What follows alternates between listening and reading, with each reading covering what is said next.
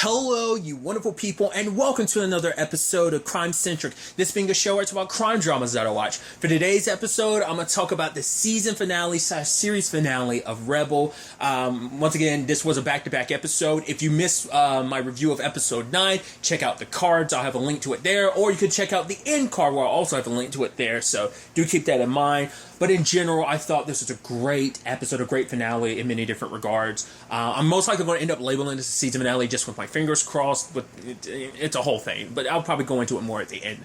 But obviously, I love where we start. Obviously, it's like Cruzs having lost a case and, Sarah being there to kind of, it's like, did you give it everything you've got? Did you pour all your heart into it? Did you, keep to your morals and everything? And he's like, yes. Then you have nothing to be sorry about. Yes, you lost. And sometimes we lose in life. But, for him, it's like, this is supposed to be a pep talk. He's like, I'd rather win before I lose again. But she's like, you still have me, so that's your win. And he's like, yeah, that is my win. And it's like, the transition to, him playing the piano. Now, he hasn't lost the case, but they're against the ropes right now. And now he doesn't even have, Sarah to kind of push him there. But for him, he takes her advice. He's like, he comes in there with Lana, because Lana and Rebel are going through all those files. And it's like, okay, so I'm gonna need. They're trying to find whatever they can about this Eureka that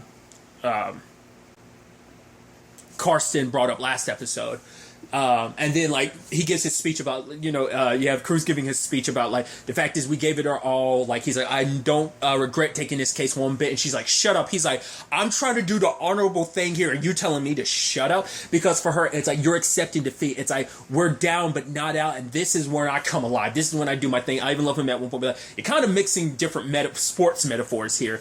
And he's like, but the fact of the matter is we have 32 hours left now. What can you do in 32 hours? And she references a time. It's like, oh, fact of the matter is I had to rush somewhere with Nate, Cassidy. Cassidy was crying up a storm. Fact of it is I was hitting it so hard we popped the tire. The car had to swerve. We hit a ditch. I had to climb out, get the kids. I had to walk in high heels. It was basically a blistering desert. And she's holding Nate's hand and carrying Cassidy. I walked 6 miles barefoot, got to the meeting I'm supposed to be meeting at. And the fact of the matter is a lady there offered me slippers for my bloody feet. And it's the point of the story is never count me out. You are, you are sorely mistaken if you decide to count Rebel out. It's kind of the whole moral of the story. So I love that. And even even Cruzs being all right, I see your point. So at the same time, Lana and Rebel go to visit Shawn because he got caught by Flynn, because I guess they were oh, let's keep a lookout for Shawn. And it's I guess he was trying to, crossing it illegally or whatever, because he was crossing the border to go to Nevada. And so, or Nevada, that's a whole thing. But, Lana didn't want to go in because it's the fact is that he's alive and he was found out in the open most likely means they paid him. So I already know how this conversation is going to go. So the moment she gets in there, Rebel's all right, cut, don't give me anything, just give me the facts about, everything. And Shawn lays things out and, tells his story. And I'm like, okay, it's not like he was doing it for selfish reasons. It was a little altruistic because he was going to use that money. Basically Angela came to him because for her, it's how long were you working with Stonewall? He gave an answer of all he was meant to do was distract. So I don't know whether that's more relatively soon or whether he actually met Angela earlier in the season and that was the whole point. This was the moment where things were kind of meant to be real distraction. So I'm assuming Angela approached him now just because things were really kind of yikes.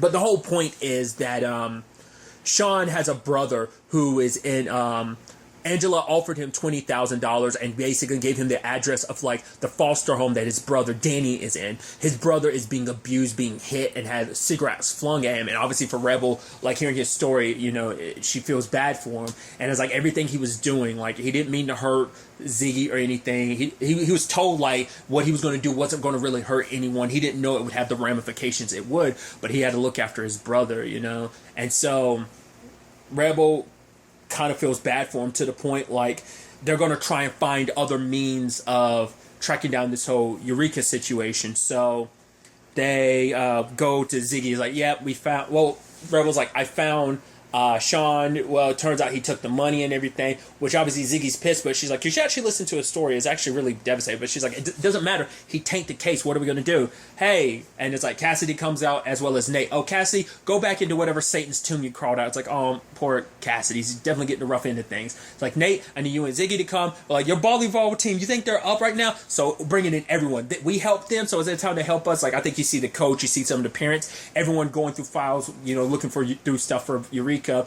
Obviously, Cruzs is supposed to be catching up on sleep. They even have Flynn, I believe, drop Shawn off. And it's like, whoa, what's he doing here? But it's like, right, he's good with computers, we need his help. But they end up finding out Eureka's connection to Karsten. It turns out there's a storage unit. It's like, he has a storage unit, and everyone's kind of celebrating. It's like, yeah.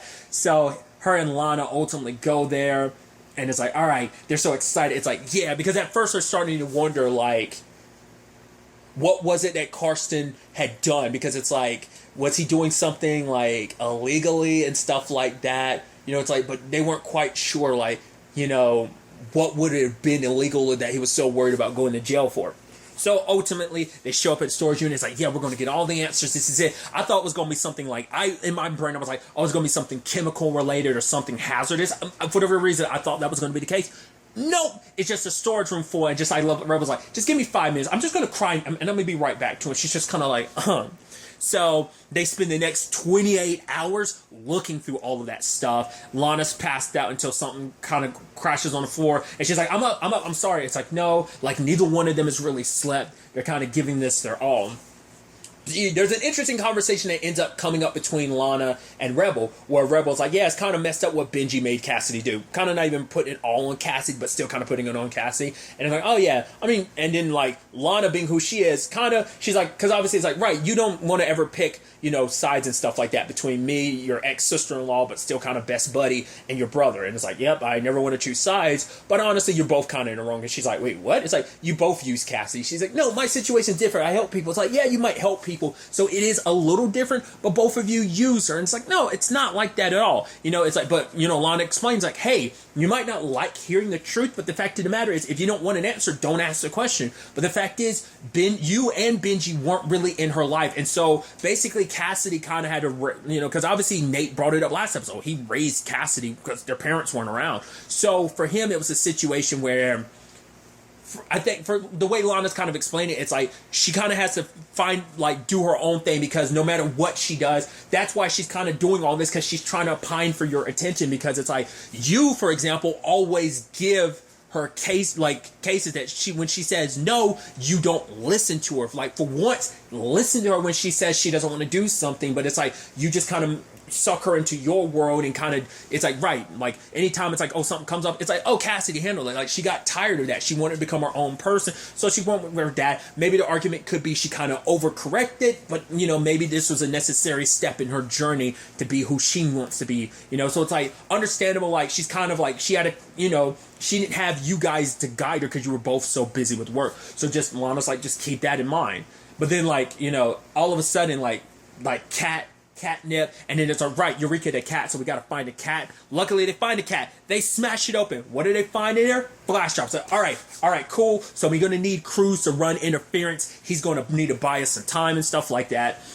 Before that, you had Nate meeting with Misha, and it's like, he's like, are you going to go to the court? And she's like, no, I'm not going to. I was humiliated. He's like, no, you're not humiliated. If anyone humiliated himself, it was my sister. My sister humiliated herself. She took women, like, basically 200 years of feminism. She basically, like, flushed down the drain doing what she did. She's the one that should be embarrassed. Maybe I should be, but you, no. And, it's like, so the fact of the matter is, despite everything, I'm still crazy about you. And he kind of walks away, and he comes back, and he's like, you were a badass in court. And then he walks away again. I'm like, I love that. That's kind of the thing between him and Misha. And she's kind of like, hearing that, kind of like, okay, so he is serious about this. And I think she kind of felt that it was a very low point for her, because she felt like humiliated, like, it undermined everything that she did and has accomplished. So, like, she wasn't really in the best spot. But I think hearing Nate say all that kind of, like, perked her confidence back up. So,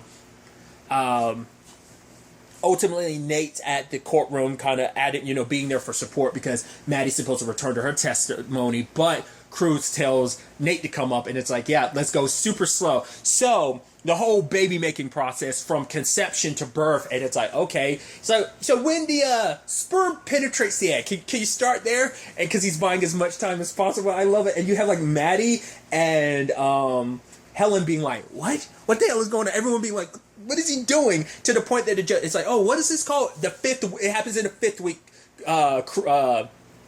Cruzs, we heard this already. I don't know what you're doing. Like, hurry this up. Is there some question? And so he's trying to buy Annie more and more time. And even to the point that the judge got so infuriated, she's like, everyone, we need to take a 20-minute break. She needed to clear her mind. The jury is looking bored out of their mind. But obviously Helen's like, okay, Cruzs, I want to believe that there's a reason why you're doing all this. But she's like, honestly, you're killing me a little bit what you're doing. Because it's like you're going there and kind of doing a little bit of an asinine situation. But it's like, he explains like, Rebel has some evidence. I don't know whether it's chemist or something else, but the fact is she's, needs us to buy time, and she's like, okay, good. She's like, because the fact is I was wondering whether you were just having a mental breakdown in there. He's like, honestly, I kind of was. And I think in that moment, but obviously for her, it means a lot to him. He's like, you do whatever you need to. They're the ones that are corrupt. You don't feel bad about what you're doing. You continue to bore them. Because at first he's like, I know like all that I'm putting you and your daughter through after everything. Like I'm kind of, turning this into a little bit of a circus, but I have to, but she's like, I completely understand. They were corrupt. They've done every dirty trick in the book they could, and you've always had the moral high ground in this situation, so you continue doing whatever you need to. You bore them to tears if you have to, And I think in that moment, it probably felt nice to have her by his side in that moment, because I think it probably almost felt like having Sarah, because that's exactly probably what Sarah would tell him in that moment too, so I think that's where that kind of comes into play, so... Lana and Rebel were driving because they they looking to drive, and Lana's like, I can't decipher this, so they head to like Misha at the hospital, and I love that like she's swerving, and it's like, Rebel, make sure we don't die, and Rebel's like, all right, I'll go slow, and just like I love that, because in most situations like that, it's like, I'm sorry, we still gotta put the pedal to the metal. The fact that she actually slowed down was like amazing, so that was interesting. Other elements to this is Cassidy dealing with the aftermath of everything. Luke, they kind of do their thing because, yeah, there's kind of something there, but I think it was also a situation of, right, I've got to, like, I just don't want to feel anything right now, because, like, she's like, oh, my family hates me. It's like, oh, your dad does it. She's like, my dad's just using me. It's like, no, he's not. Like, he legitimately wouldn't keep you around if he was just using you. She's like, honestly, I don't know whether you just straight up believe the BS is coming out of your mouth, or you just don't care enough to really listen to the truth, but it's like, fine, Because in a weird, complicated relationship, it is a situation that he is, in fact, using her because she's the best tool, because she understands Cruzs and Rebel in a way that no one else would, because she worked for them so long, so she would know how to what tricks to use against them, but obviously Cassidy's feeling kind of bad about the route she went down. It's like, right, Nate's going to hate me, and it's like, oh, maybe he'll kind of forgive you, and it's even something, she talks to her dad about later on, that it's like, right, Nate will forgive you. It's going to take some time, but it's kind of like, it's lonely at the top, It's like, your mom has kind of got that, that spirit of kind of that righteousness on her side, sure, but, I'm all about winning, and I think you're about that too. And I'm like, I can't tell whether Cassidy is, because at the end of the day, she is half her parents, so like she has some of that drive her dad has, but I think at the same time she also has the passion that her mom does as well, so both of those sides can kind of clash. So there's that. Grady bringing up the whole situation with about, because obviously when Rebel and Lana were going to look at the storage unit and everything, he's bringing up the whole Grady thing. It's like Grady Jr. thing, because it's like, right, you brought Ziggy home and it kind of caught me off guard, plus we separated, so yes, I did that, and it's just like, I should have probably told you the truth and stuff. And at the same time, it's like, for him, it's like, I'm fighting for my family here, the fact that, because this isn't just about the case that could end up being lost. For him, it's like, my family could be, so I am fighting for all of that as well. And, it's like, oh, you could have picked a better time. And so, obviously, I love that they're kind of walking and stuff like that. And ultimately, Grady tells her, he's like, I'm going to kiss you now. She's like, almost like, okay, whatever, if you want to, you can. And they kiss for a little bit, and just like, Lana's like, come on, now, really? And it's just like, they walk away. I'm like, Rebel's kind of like, whatever. I think she tried to play it off like, okay, that was, it was fine, it was whatever, it doesn't really matter, when in actuality. I thought it was just kind of a cute moment. But, Grady ultimately, because Rebel was suggesting, like, right, you want to save the family and stuff like that, put Shawn and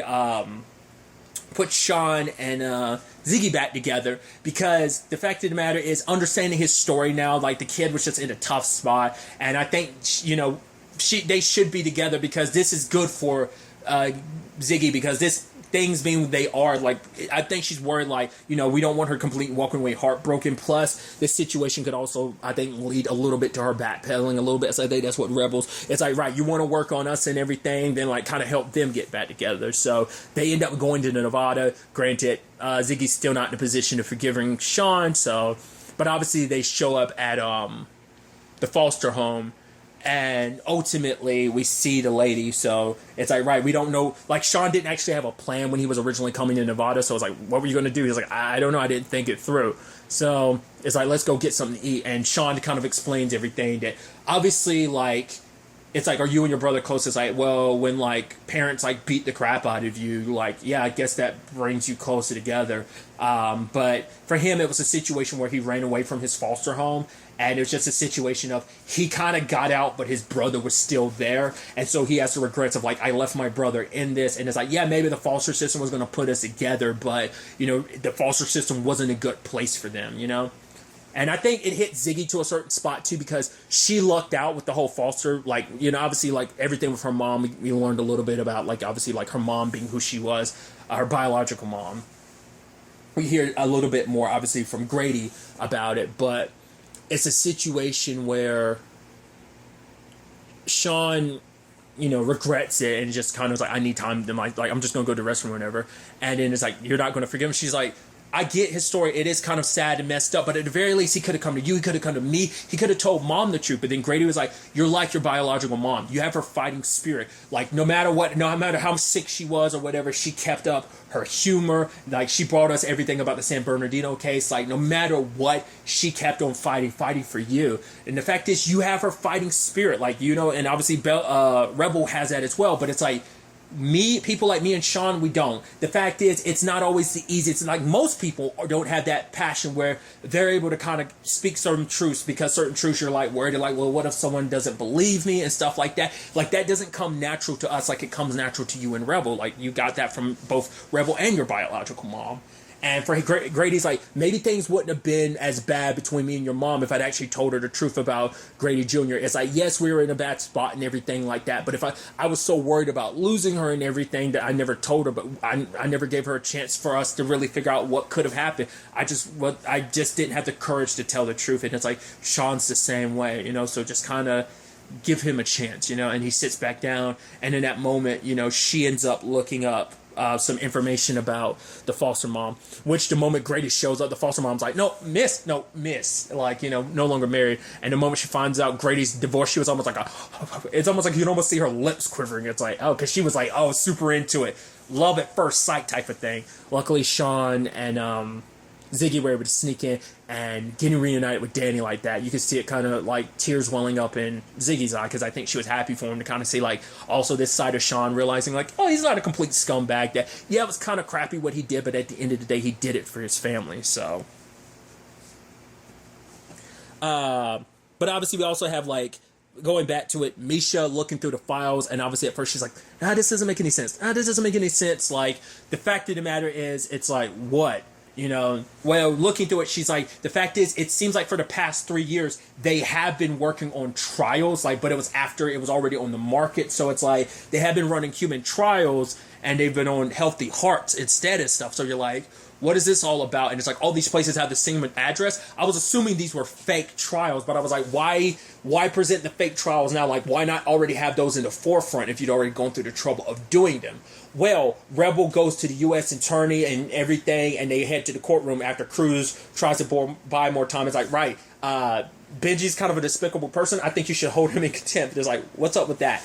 And then ultimately, it gets all brought out in the open that basically, oh, this is the U.S. attorney. We have proof that Stonemore was using the valves on prisoners and going up against the medical ethics of, like, because I think when it comes to prisoners, there's like a certain like ethical element when it comes to like medicine and medical procedures and stuff like that. So now it's a situation behind closed doors. Like, we're ready for that settlement now, because he's trying to say like, well, Karsten did that on his own and stuff like that. I didn't, like, I told him to kind of test things out, sure, but I didn't know what was going on. But he's BSing, because it turns out he's on the board of that private prison, so you knew exactly what's going on. The fact is, because he was trying to say like, oh, we used it on some people who didn't need it, but also like people who did. Like, he's still trying to justify. But you can look at the face of like Cassidy's face as well as like Benji's face. It's like, oh yeah, this is done. And so it's like you have Cruzs being like, yo, 600 million plus you're going to play for the procedures for everyone, and I'm okay, we're going to give you time to confer with your client.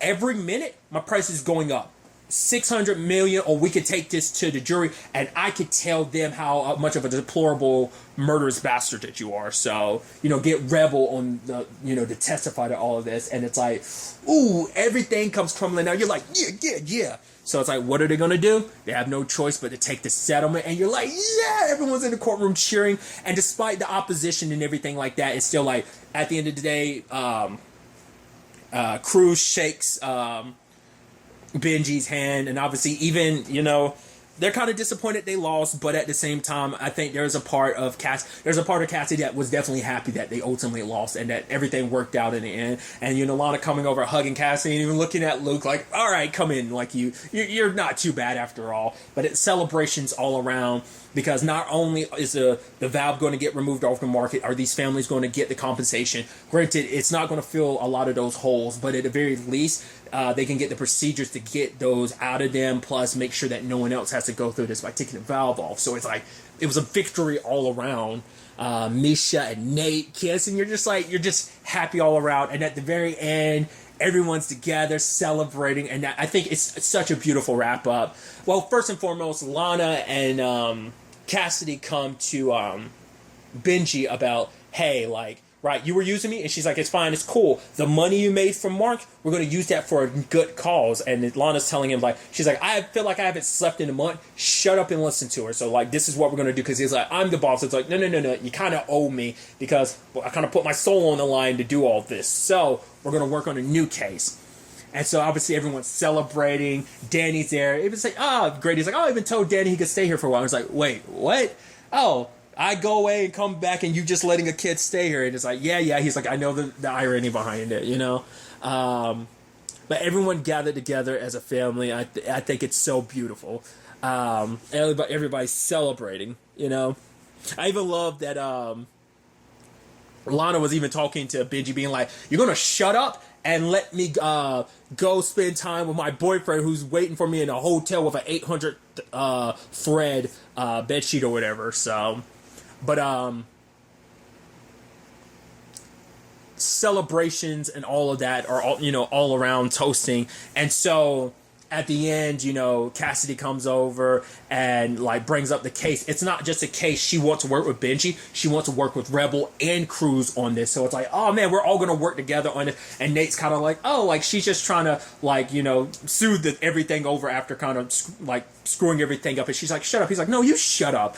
But she's like, this is a good cause, Mom. It's like, right, we'll worry about it after we've eaten, because there's always going to be work, because yes, the world's on fire, but at the very least we can work on this together and everything. So, and she's like, thanks, Mom. It's like, yeah, I forgive you because I won. Now let's celebrate Benji's loss. And it is this beautiful moment. Yes, it's a season finale / series finale, but at the same time, it is a beautiful enough thing of right, this is a wrap up. This definitely feels like the type of show that would be like an anthology in certain cases of like the entire, that's what I was wondering. Like if the show had continued, I think that is something we would have seen. Like obviously we set up like the next case, because basically I was like, oh, how is that Angela thing just going to be unresolved? It's like, nah, the people that hire Angela, like people like her, we're going to take down the corporation that like hires her to like do terrible things like she did. So Angela wasn't going to get away scot-free. They were going to be gunning for her. So they also did kind of technically kidnap Danny, but the fact is we kind of called Child Protective Services, so it's more likely it's just going to be treated like he ran away. And Flynn was like,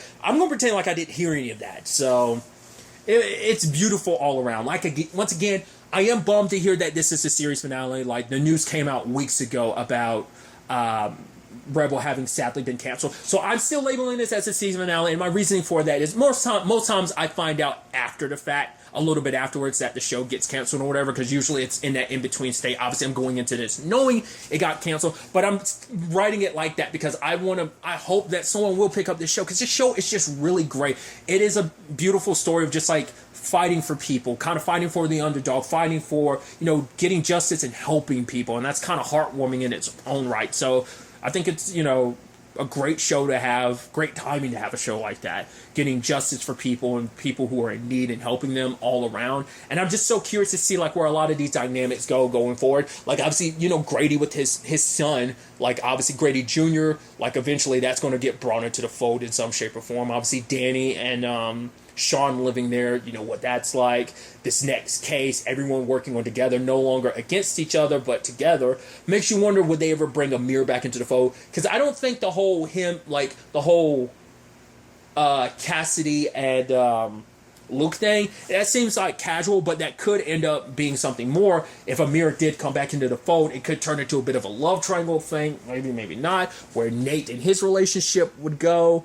I don't know. Just a lot of interesting elements. The next case and everything, what it would look like. Cruzs kind of just dealt with this case, and now it's like, oh, great. Also, Ziggy luckily got her college fund back and everything, but Cruzs had to take it's like, okay, this was a pretty tough case. It's like, wait, we got another one right around the horizon. It's like, can I catch a break? Which we did see him get to. I was trying to say, like, oh, did we get a moment with Cruzs this episode? It's like, right, we did. He's celebrating with his children. It's like, yeah, mom would be proud of you after everything. It's like, you think so? And you're like, of course, and I thought that was beautiful. So, like I said, everything wraps up in a way where you're like, yes, you still would want this show to go, but at least it's not full-blown, like, all things were left up in the air, or maybe things had a sad ending. It's like, no, it's a hopeful, happy ending where everything kind of works out, and this family, despite the circumstances that kind of tore them apart over the course of the season, they ultimately do come back together, and them kind of fighting together, potentially in the next case, would be an interesting thing. So, like I said, it seems super unlikely, but it would be nice if some other network or whatever would pick up the show and bring it back. I wouldn't want just one season. I would want the show to have a long life to tell whatever stories they feel the need to tell, So, because it's a show that could go for a long time. Like, it is like a very, like, it's a legal kind of procedural drama to a certain extent. So it's like, it could definitely go for a bit. But, I would love to have seen future stories, but just on a show that was canceled, it still has a satisfying enough ending where it's like, I'm fine with them ending things here. I still want more, but at least we got what we got. That's good enough. You still want more, but it's like, my point is that at the end of the day, if this is all I'm able to get, then I can at least be satisfied with that to some extent. Like I said, still would want more, but nevertheless. But obviously, this, whether or not we get another season, like I said, I hope and wish for every person associated with the show the best in their future endeavors, wherever it ends up taking them. Whether it is a continuation of the show later down the road, if possible, once again, fingers crossed, or whether it's just future projects they all partake. Everyone associated with the show, once again, I wish them the best of luck in their future endeavors. So, but really, that's all I'm going to talk about. Till the next time we meet, be happy, be safe, live life to the fullest, and enjoy it. Good day, and goodbye.